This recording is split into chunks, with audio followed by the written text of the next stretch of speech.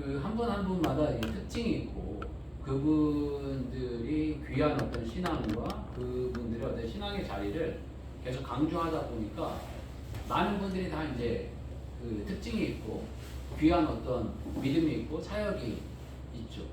그런데 오늘 이 나오게 된 이 다윗은 뭐라고 표현할까? 가장 독보적인 분이라고 할까요? 구약에 있어서 가장 이게 독보적인 분입니다. 아주 믿음과 신앙과 삶과 축복과 또 하나님이 인정하심과 뭐 이런 게 구약의 인물들 가운데 가장 게 독보적으로 두드러지는 분이다라고 이렇게 표현을 해도 과언이 아닙니다. 이 성경에 되게 보면 중간 정도가 되게 뭐 시편이다라고 이야기를 하고 있는데 시편 그 앞에 보게 되면 오늘 이제 말씀 나눈 사무엘 상하, 열왕기 상하, 역대 상하, 시편, 뭐 솔로몬 이 잠언도 솔로몬이 쓰신 거니까 잠언까지 포함하고 뭐 아가서까지 포함한다면 이 성경의 가장 중간적인 부분에 가장 많은 양을 차지하는 이 부분에 이 어떤 내용의 중심에 누가 있냐 하면은 바로 다윗이겠어요. 사무엘 상하는 뭐 전반적으로 다 다윗에 대한 이야기고요. 또 열왕기 상하는 다윗에 대한 이야기라기보다는 다윗 후손들에 대한 이야기지만 그 후손들에 대한 이야기를 하실 때마다 무슨 표현을 하시냐면 이 사람은 다윗과 같지 아니하여. 이 사람은 다윗과 같아서. 이런 표현을 하세요. 그러니까 신앙의 어떤 기준점 같은 사람이 다윗이다. 라는 것을 이제 표현하고 계십니다. 그러니까 이 다윗이 얼마나 하나님을 기쁘시게 했고 하나님의 마음을 시원하게 했고 또 하나님이 얼마나 사랑하셨는가 이런 부분들이 나오게 돼요. 그리고 우리가 다 잘 알듯이 다윗은 이 성전 건축 때문에 대대로 왕이 오를 그런 어떤 축복을 받게 됩니다. 놀라운 축복을 받게 되죠. 그러다 보니까 이 예수님도 이 땅에 메시아로 오실 때 다윗의 자손으로 오실 것이다 라는 확신이 있었어요. 그러다 보니까 이 복음서에서 보게 되면 다윗의 자손 예수여 라는 이런 표현들을 하고 있는데 다윗의 자손 예수여 라는 이런 표현은 당신은 진정한 구원자이십니다. 다윗과 같은 구원자이십니다. 다윗과 같은 영광스러운 나라를 세울 뿐입니다. 라는 어떤 그 의미가 포함되어 있거든요. 그러니까 예수님께서는 그 나라보다도 더 위대한 나라, 다윗보다도 더 위대한 분이라는 것을 이 사람들에게 설명해 주고 계십니다. 그만큼 이 다윗이 그러니까 전무후무한 분이라는 거예요. 앞으로도 이러한 분이 없었고 뒤로도 이러한 분이 없었는데 대단한 이런 어떤 믿음의 사람으로 추앙되기도 하고요. 또 이분이 세운 그 이스라엘의 나라, 그 전에도 이스라엘이 있었지만 이스라엘이 역사상 가장 다윗의 시대에 어떤 강력한 권력을 세웠고 부강한 건 뭐 솔로몬 때가 더 부강했던 것 같은데 그 전에 이 나라의 어떤 기초석을 세운 분, 든든한 어떤 통일 왕국의 어떤 모습을 세운 분이 바로 이 다윗으로 말씀해 주고 계십니다. 다윗이 그만큼 이제 아주 자리매김을 잘 했다라는 부분이 있는데요. 그러면 다윗이 뭐 대단한 어떤 믿음의 가문이라든가 어떤 출신이 좋았다라든가 어떤 지혜와 지식이 뛰어냈다든가 믿음이 뛰어냈다라든가 그런 어떤 모습을 가지고 있느냐 이렇게 봤더니 또 그렇지도 않습니다. 이사라는 가문은 어떤 부분에 약간 평범한 집안의 가문이었고 어떤 부분에는 별 볼 일 없는 가문이에요. 그 모세라든가 이런 가문은 대단한 가문이었고 뭐 귀족 출신도 있었고 여러 가지 가문들이 좋은 가문들이 많이 있었는데 이세의 집안은 그런 분들하고 비교해 볼 때 별로 그렇게 탁월한 분은 아니었던 것 같아요. 그리고 뭐 다윗도 대단히 뭐 지혜가 있었지만 살아가다 보면 늘 느끼는 게 뭐냐면 뛰어가는 사람 외에는 항상 날아가는 사람이 있다라는 거예요. 다윗보다도 더 지혜로운 사람들이 분명히 있었다는 거예요. 뭐 비근한 예로 아들이 더 지혜로웠기도 했고요. 여러 가지로 지혜적인 면도 그냥 뭐 지혜롭긴 하셨지만 그 또한 하나님이 쓰신 어떤 목적은 아니었던 것 같고요. 또 믿음 또한 탁월했지만 다윗과 같은 믿음이 없었겠나? 살아가다 보면 항상 자기보다 뛰어난 사람은 늘 나타나기 마련이거든요. 그러니까 믿음의 사람도 분명히 있었을 거다라고 생각이 들고요. 순종과 헌신도 다윗보다도 더 순종하고 헌신하는 사람이 개인적으로 저는 많았을 것이다 라는 생각이 듭니다. 왜 그러냐 하면 하나님을 위해서 하나님 말씀 때문에 감옥에 갇혔던 예레미야도 있었고 3년간 벗은 몸과 벗은 발로 지냈던 이사야도 있었고 음란한 여자와 결혼했던 호세아도 있었고, 그러니까 여러 가지 이런 정황을 봤을 때 믿음 때문만도 아니고 지혜만도 아니고 어떤 헌신만도 아니고 가문도 아니고, 그럼에도 불구하고 다윗은 뭔가 하나님께서 귀하게 쓰실 그 무언가가 있었다는 거예요. 그러니까 저희가 이 그 무언가를 좀 발견해내시고 그 발견한 걸 생각하시고 또 그걸 저희 삶 가운데 적용하시고 또 다윗과 같은 이런 쓰임받는 또 사랑받는 또 주님께 영광을 돌리는 주의 종들의 삶이 되시길 주의를 축복합니다. 아멘. 다윗의 이야기를 몇 번 하고 싶은데요. 오늘 하고 싶은 이야기는 오늘 본문 말씀과 같이 다윗과 골리앗 이야기를 좀 하고 싶습니다. 다윗과 골리앗 이야기는 여러분들이 대부분 다 아는 그런 이야기입니다. 이세 집안의 막내 아들로 태어난 이 다윗이 형들이 위로 넷이 있었는데 이 네 형 중에 몇 형제들이 전쟁에 나갔던 것 같습니다. 전쟁에 나가니까 전쟁에서 어떻게 잘 지내고 있는지 아버지가 궁금해가지고 이 다윗을 보냅니다. 그래서 전쟁에 형들이 잘 지내고 있다는 증거를 좀 가져와라 라고 이렇게 이야기를 다윗을 보냈더니 다윗이 형을 만나러 이제 전쟁터로 가게 되었어요. 그 형을 만났는데 보니까 블레셋 사람들하고 전쟁을 하는데 블레셋 장구 골리앗이라는 사람이 나와가지고 하나님의 이름을 모독하고 그 사람이 아주 그 기골이 장대했다고 그러거든요.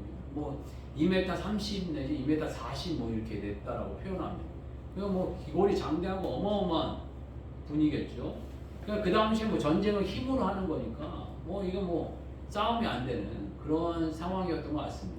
그래서 나와가지고 야 너희 중 한 사람 나와라. 그리고 나는 이 대표로 나올 테니까 둘이 싸워가지고 내가 이기면 너희는 우리의 종이 되고 내가 지면 너희의 종이 될게. 나와라 라고 이야기하고 이렇게 나와가지고 싸움을 계속 도두었던 것 같아요. 그런데 이스라엘 사람들이 그 수많은 병사들이 있고 그 사울 왕도 있었고 많이 그랬지만 아무 소리 못하고 다 지죽은 듯이 있는 거예요. 그러니까 이 옛날에는 전쟁을 하게 될 때 이런 경우들이 많이 있었나 봐요. 나와가지고 이렇게 싸움을 도두기 위해서 이게 약을 올리고 막 이런 어떤 일이 있었는데 막 이 골리앗은 뭐 자기가 기골이 장대하고 그러니까 이게 뭐 그 대단한 그런 어떤 모습이 있었는데 사울 왕 이 당시에 이스라엘은 사울이라는 사람이 왕이었는데 이 사람이 이게 뭐 대책이 없으니까 이스라엘 백성들한테 내가 만약 골리앗에 나가갖고 당당히 싸워서 이기면 큰 재산을 주겠다. 그리고 세금도 면해주겠다. 그리고 내 딸이 있는데 딸까지 주겠다.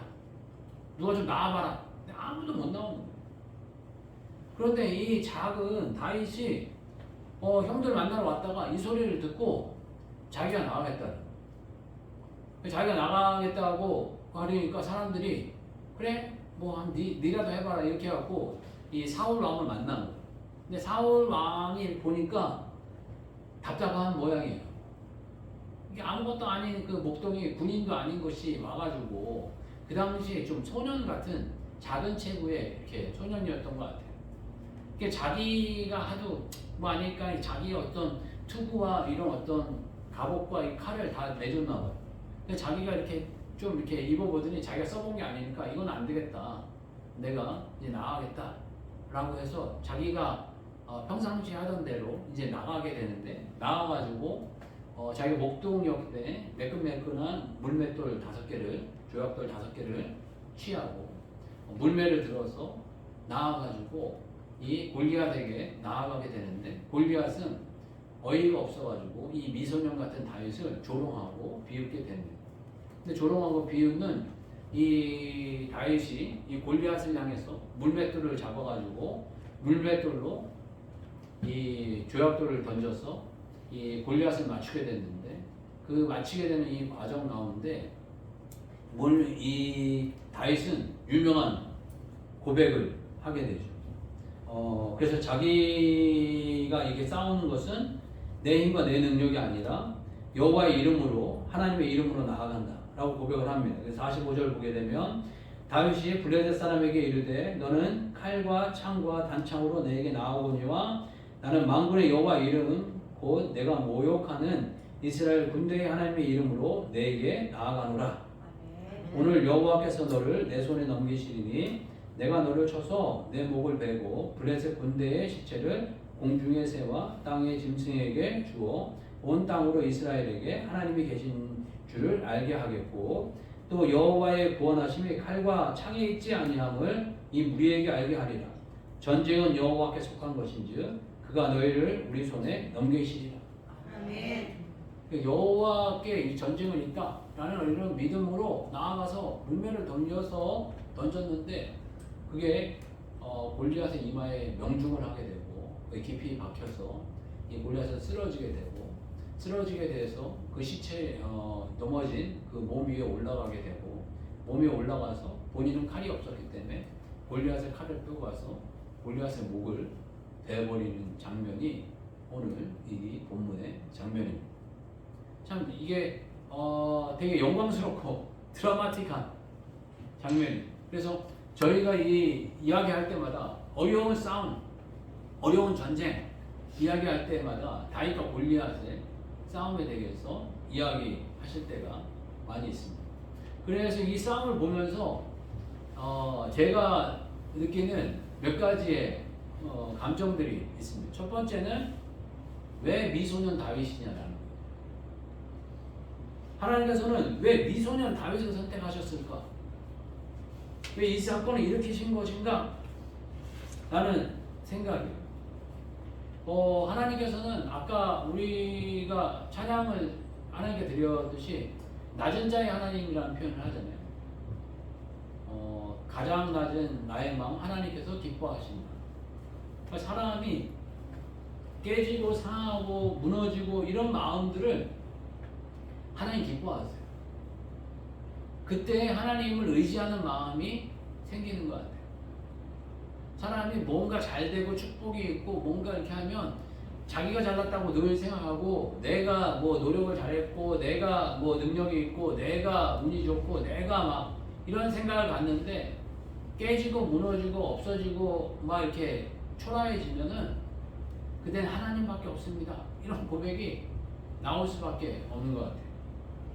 이 다윗이 딱 그런 사람이었던 것 같아요. 일단은 막내여서 그런 부분이 있고 어떤 부분들이 이런 표현을 해요. 다윗이 좀 집안에서 인정받지 못한 아이였다 이런 표현을 하고 있어요. 그런 표현이 조금 길긴 한데 한번 좀 말씀으로 보겠습니다. 사무엘상 16장 6절에서 13절입니다. 많이 찾는 거 아니고 앞장에 있습니다. 사무엘상 16장 6절에서 13절. 네, 16장 6절에서 13절. 한 절씩 교독해 보겠습니다. 제가 먼저 하겠습니다. 그들이 오매 사무엘이 엘리압을 보고 마음에 이르기를 여호와의 기름 부으실 자가 과연 주 앞에 있도다 하였더니 여호와께서 사무엘에게 이르시되 그의 용모와 키를 보지 말라. 내가 이미 그를 버렸노라. 내가 보는 것은 사람과 같지 아니하니 사람은 외모를 보거니와 나 여호와는 중심을 보느니라 하시더라. 이새가 아비나답을 불러 사무엘 앞에 지나게 하매 사무엘이 이르되 이도 여호와께서 택하지 아니하셨느니라 하니 이새가 산마를 지나가게 사무엘이 이르되 이는 여호와께서 택하지 아니하셨느니라 하니라. 이새가 그 아들 일곱을 다 사무엘 앞으로 지나가게 하나 사무엘이 이새에게 이르되 여호와께서 이들을 택하지 아니하셨느니라 하고 또 사무엘이 이새에게 이르되 이 아들이 다 여기 있느냐. 이새가 이르되 아직 막내가 남았는데 그날 양을 지키나이다. 사무엘이 이새에게 이르되 사람을 보내어 그를 오기까지는 우리가 식사 자리와 같이 아니하겠노라. 이에 사람을 보내어 그를 데려오매 그의 빛이 붉고 눈이 빼어나고 얼굴이 아름답더라. 여호와께서 이르시되 이가 그니 일어나 기름을 부으라 하시는지라. 사무엘이 기름 물병을 가져다가 그의 형제 중에서 그에게 부었더니 이날 이후로 다윗이 여호와의 영에 크게 감동되니라. 사무엘이 떠나서 라마로 가니라. 아멘. 이 다윗이 기름 부음을 받는 장면이거든요. 그러니까 형제들이 이 다윗 외에도 7이 있었는데 그 형제들은 다 사무엘 앞에 그 아들들을 보이라니까 다 보여줬는데 이 막내인 이 다윗은 보여주지 않았거든요. 그러니까 막내여서 보여주지 않은 거일 수도 있고 뭐 굳이 뭐 얘를 뭐 이런 어떤 마음도 있지 않았겠나 이런 마음 때문에 다윗은 보여주지 않았다라는 이런 표현도 있습니다. 그래서 이 다윗은 집안에서부터 이렇게 대단히 존중받고 대단히 사랑받던 그런 사람은 아니었던 것으로 추정을 이렇게 하게 됩니다. 여러 형제들 밑에 그냥 막내로서 어떤 부분에 그냥 좀 치이는 그런 한 사람이 아니었나 이런 생각을 갖게 되고요. 그러니까 나중에 이런 어떤 치이는 마음, 낮은 마음 때문에 사울에게 쫓기게 되면서 약간 이렇게 불황자들이 다 모였는데 불황자들과 다윗이 이렇게 한 사람으로 이렇게 한 식구로 이렇게 일구어져 가게 되거든요. 그러니까 도망자임에도 불구하고 그 수백 명이 모여서 한 식구를 일구었다는 것 자체가 이 다윗이 이렇게 낮은 마음이 있어서 이런 어떤 형태를 이룬 것이 아닌가 하는 마음을 갖게 되고요. 그 다음에 이 당시만 하더라도 이 다윗이 좀 어려 보이는 그런 외모를 가지고 있었던 것 같아요. 보니까 여기에서도 뭐 붉고 어렸다라고 이렇게 표현을 하고 있고요. 12절 보게 되면 이에 사람을 보내어 그를 데려오면 그의 빛이 붉고 눈이 빼어나고 얼굴이 아름답더라. 여호와께서 이르시되 이가 그니 일어나 기름을 부으라 하시는지라 라고 표현하고 있고요. 우리 17장 42절에도 보게 되면 이 골리앗 장군이 보기에도 42절에 그 블레셋 사람이 둘러보다가 다윗을 보고 업신여기니 이는 그가 젊고 붉고 용모가 아름다움이라.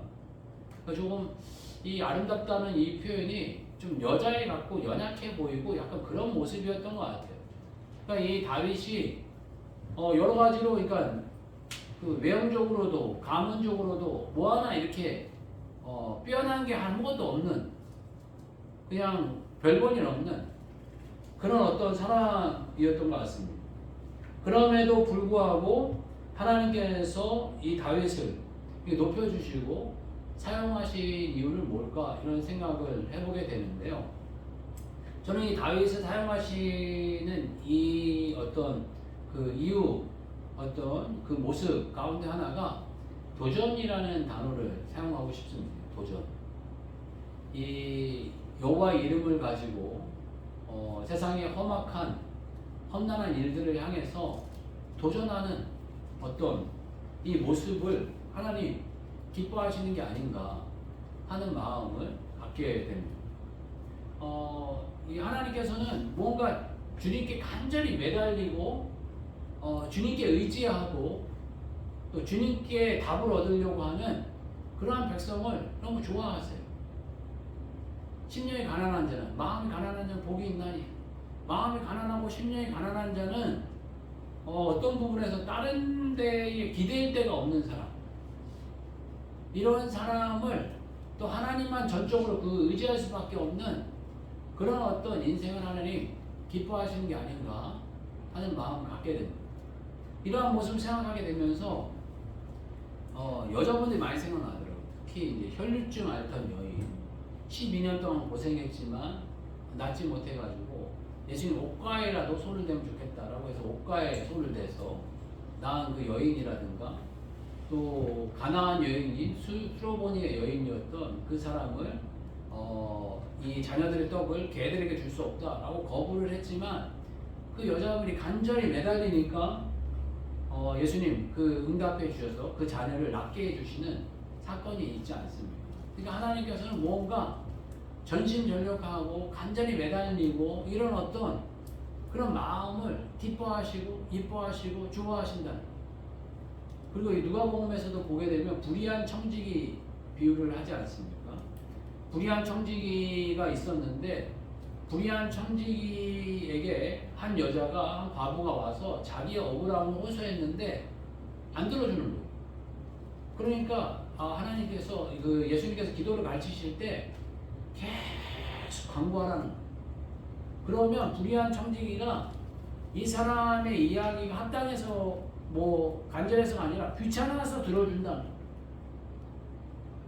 그러니까 하나님께 끊임없이 강구해라 라는 말씀을 하고 계십니다.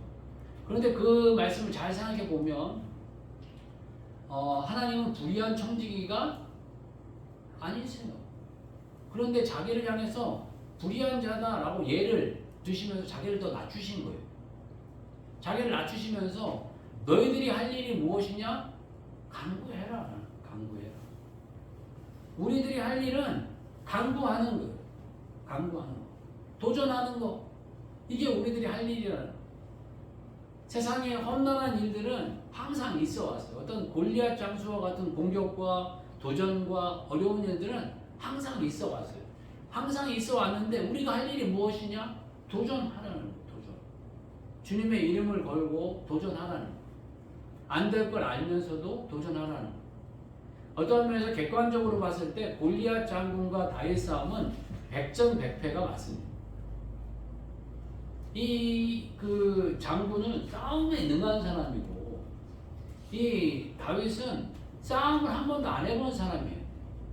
맨 목자로서 뭐 사자 쫓고 곰 쫓고 뭐 이런 일을 했다라고 이야기하지만 싸움이라고는 전혀 안 해보던 사람이 자기가 나아간 그 이유는 오직 여호와의 이름을 위해서 나아갔다라는 걸로 자기의 인생을 도전했다라는 것을 말씀해 주고 계십니다. 어떤 분은 그런 이야기 하시더라고요. 이렇게 도전했는데 다윗 싸움을 하다가 죽었어요. 골리앗 장수한테 죽었어요. 죽었으면 이 상황이 어떻게 됐을까? 이런 이야기를 하시더라고요. 그러면 이 도전 또한 아름다운 것으로 보고 마무리를 해야 되는 것인가? 이런 어떤 이야기를 하시는데 어떤 부분에서 우리가 일을 아름답게 이렇게 마무리가 됐으니까 참 귀하다라고 생각을 하지만 아름답게 혹시 안 마무리가 돼도 아름다운 일이 아니겠느냐라는 몇몇 분의 말씀을 하시더라고요. 그 또한 진심으로 많이 동의가 안 되는 부분도 있지만 모든 것이 다 아름답기를 바라는 마음이 있지만 하나님께서는 우리들이 인간들이 하나님의 자녀들이 해야 되는 몫은 다른 거 결과물도 중요하지만 결과물보다도 도전해라. 하나님의 이름으로 나아가라. 이것이 우리들의 몫이 아닌가 싶습니다. 하나님께서 불의한 청지기 같다라고 느껴질 때가 있어요. 하나님이 선한 청지기만 같다고 생각이 드는 때보다도 하나님은 좀 불의하신 것 같다라고 느껴질 때가 분명히 있다는 거예요. 우리의 인생을 살아가다 보면. 그럼에도 불구하고 우리가 해야 될 일 간구하라는 거예요. 간구. 끊임없이 하나님 앞에 간구하고 의지하는 것을 주님 원하신다 라는 마음을 갖게 됩니다. 그래서 여러분들의 어떤 간구하는 이 모습이 여러분 자신을 극복시키는 것이 여러분들의 간구와 도전이 아닌가 하는 생각을 갖게 됩니다. 어떤 부분에서 소극적인 이 다윗은 이렇게 골리앗 앞에 나아가는 것이 자기의 성격과 기질하고 안 맞았을 수도 있어요. 그렇지만 이렇게 도전을 하고 주의 이름을 높이기 위해서 도전을 하는 이 자체가 아름다운 모습이 아닌가 하는 생각을 갖게 되었습니다. 제 개인적으로 가장 큰 숙제 가운데 하나가 그리고 가장 큰 도전 가운데 하나가 뭘까 이런 생각들을 해보게 되는데 제 개인적인 가장 큰 도전은 전도였어요. 전도. 저는 사실 이 사람 만나고 사람 관계 맺고 이런 걸 조금 힘들어했어요. 그냥 일반적으로 이렇게 만나고 뭐 이런 걸 뭐 어려워하진 않지만 사람과 어떤 깊은 관계를 맺고 이런 게 너무 행복하고 좋은데 제가 자라온 환경이라든가 이런 것 때문에 상처가 있어서 그런지 그러기를 되게 두려워하기도 하고 힘들어하기로 한 부분이 있었는데 제가 교육을 받게 되면서 예수님은 이 땅에 12제자를 세우셨고 예수님처럼 걸어가는 길이 인간은 너무너무나 행복한 일이고 또 너무 가치 있는 일이고 너무 영광스러운 일이라는 것을 깨닫고 예수님께서 이 땅에 전도제자를 세우기를 원하시고 전도를 기뻐하신다라는 그 명제 하나 때문에 제가 이게 전도를 시작하게 되었는데 제 개인적인 성품과 기질상 가장 힘든 것 가운데 하나가 전도하는 거예요. 그런데도 아닌 것처럼 이야기하고 즐겁다고 이야기하고 괜찮다고 이야기하고 전문가도 아니지만 전문가인 것처럼 이야기하고 그러면서 제 자신에게 극복하는 하나의 이런 도전이 아닌가 싶습니다. 그래서 저도 이 말씀 준비하면서 하나님 제 인생의 골리앗은 어떤 전도라는 숙제가 아닌가 싶습니다. 그렇지만 이 전도라는 숙제를 내 힘과 내 재능과 내 능력이 아니라 여호와의 이름으로 제가 이 일을 극복하고 또 열매 맺고 싶습니다. 라는 강구를 드리는 그런 마음이 있었어요. 여러분의 인생 가운데서도 분명히 여러분들이 생각하는 골리앗이 분명히 있을 거예요. 내가 극복하기 어려운 거, 내 기질과 내 성품이 아닌 거, 이런 게 골리앗일 수 있습니다. 생각하게 되면 이스라엘 민족까지 무서워서 벌벌 떨고 숨어버리고 싶은 바로 그 무엇이 골리앗일 수도 있습니다. 그렇지만 그 일이 다윗의 고백같이 여호와 하나님의 영광을 위한 일인가 아닌가 고민해 보시고 여호와의 영광을 위한 일이라면 여러분의 성품과 기질과 성향과는 전혀 다르다 할지라도 여러분이 가지고 있는 물맷돌을 준비하셔서 그곳을 향해서 한 걸음 한 걸음 나아가서 골리앗을 정복하시고 또 골리앗을 정복하셔서 하나님의 이름을 높이고 하나님의 나라를 확장해가는 주의 종들의 삶이 되시길 주의 이름 축복합니다. 아멘. 다시 한번 기도하겠습니다. 기도할 때 다윗이 정말 모든 사람들이 다 두려워하고 어려워했지만 이 여호와 하나님의 이름, 이 능력을 믿고 나아갔던 다윗과 같이 제 삶 가운데 놓여있는 크고 작은 어려움들 이 여호와 하나님의 이름을 믿고 나아가는 인생이 되게 해달라고 같이 한번 기도하겠습니다. 주여 한번 외치고 같이 기도하겠습니다. 주여